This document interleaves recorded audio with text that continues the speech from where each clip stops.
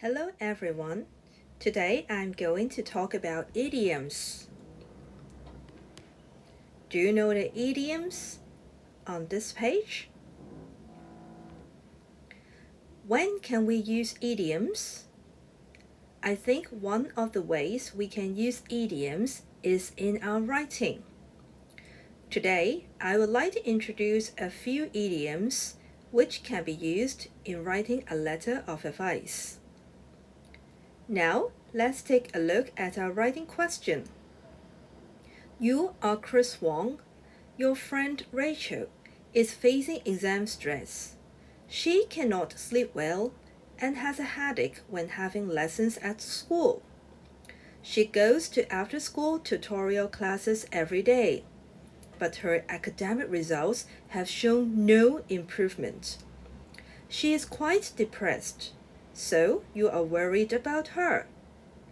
Write her an email suggesting ways to help her manage exam stress. Write not less than 250 words. And now, let me introduce you a few idioms that you can use in your letter of advice. And the first idiom is not all fun and games. Not all fun and games. What does it mean? It means that it is not always an easy or enjoyable situation. Let's take a look at the example. Becky soon discovered that being in charge of the office wasn't all fun and games. Here, in this example, we can see that Becky didn't enjoy being in charge of the office, and she thought it was not easy to be in charge of the office as well. So we use not all fun and games to talk about something which is not easy and not enjoyable. Now let's take a look at our writing situation.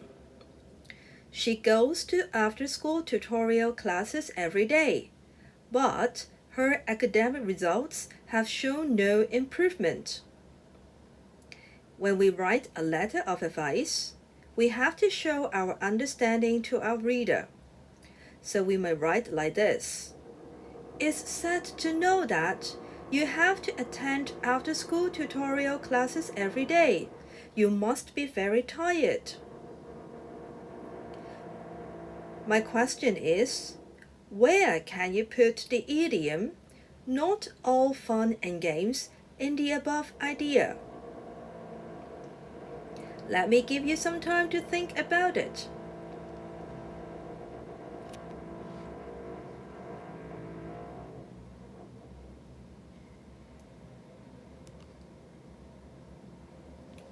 Now, let me share my idea with you.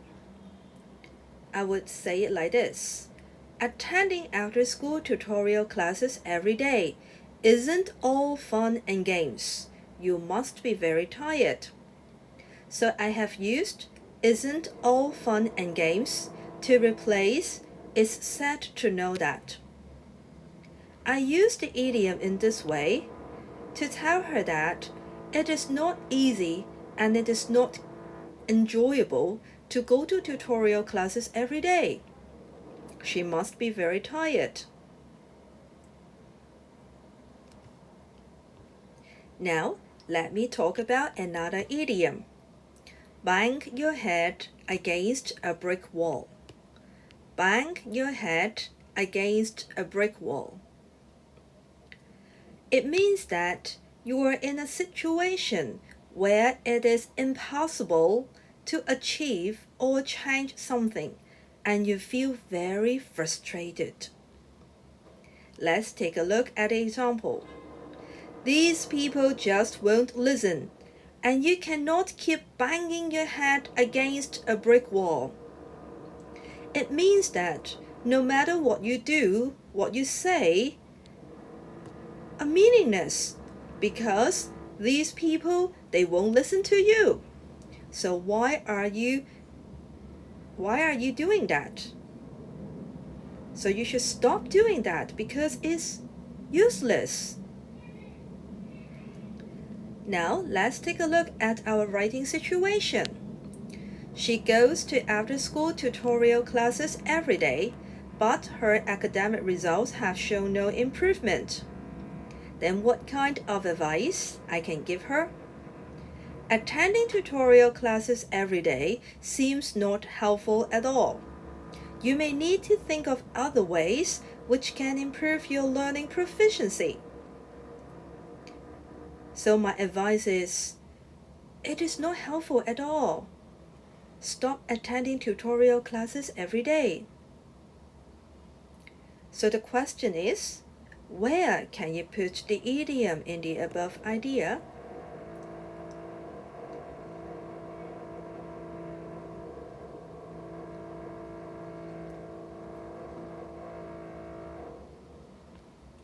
Now let me share my idea with you.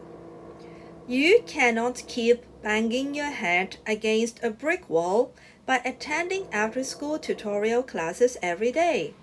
You have to think of other ways to improve your learning efficiency. So I have used the idiom, cannot keep banging your head against a brick wall, to replace seems not helpful at all.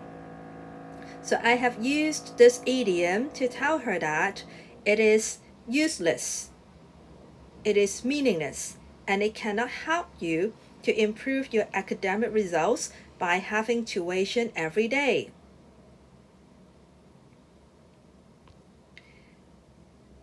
The next idiom I'm going to introduce you is actions speak louder than words. Actions speak louder than words. What does it mean? It means what a person does is more important than what they say. Let's take a look at the example. If you really want to learn to drive, as you say you do, book yourself some driving lessons. Actions speak louder than words. So from this example, we know that the person wants to learn to drive, but the person might not have taken any actions. So we say that actions speak louder than words. Go to book some driving lessons. Don't just sit there and say, I want to learn to drive. Take actions, please. How about our writing situation? She cannot sleep well and has a headache when having lessons at school. So I would give her an advice like this. I suggest that you listen to some relaxing music with nature sounds before you sleep. It might be helpful to relieve tension in the head and reduce your headache. Remember to do what I have told you. So I think my piece of advice is really useful. I hope that she would follow my advice. So in this situation, where can you put the idiom? Let me give you some time to think about it.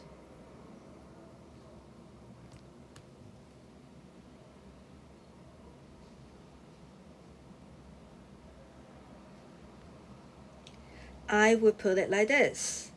I suggest that you listen to some relaxing music with nature sounds before you sleep.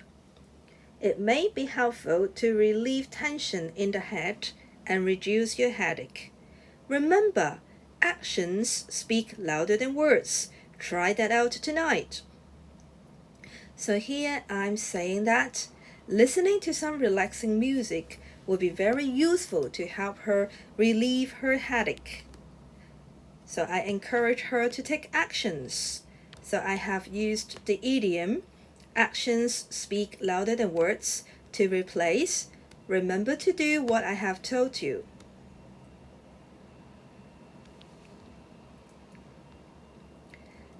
Last but not least, the last idiom I'm going to introduce is go from strength to strength. Go from strength to strength. It means to get better continually or to become more and more successful. Let's take a look at the example. We expect Michael's reading to go from strength to strength as he is more confident now. So here is saying that Michael's reading is getting better. He has shown some improvements. So that's why the idiom go from strength to strength is used in the example in this way. How about when we write a letter of advice? When we write a letter of advice, in the ending, normally we would say, I hope my advice is useful. You can get better soon. So again, the question is, where can you put the idiom in the above advice?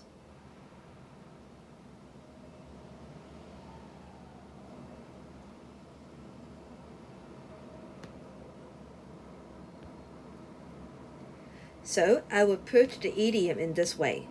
I believe you will go from strength to strength if you follow my advice.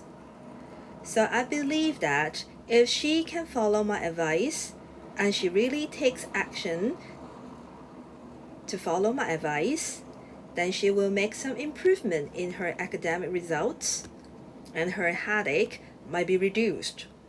So I use the idiom in this way. I hope that she will go from strength to strength. But the condition is that she has to follow my advice.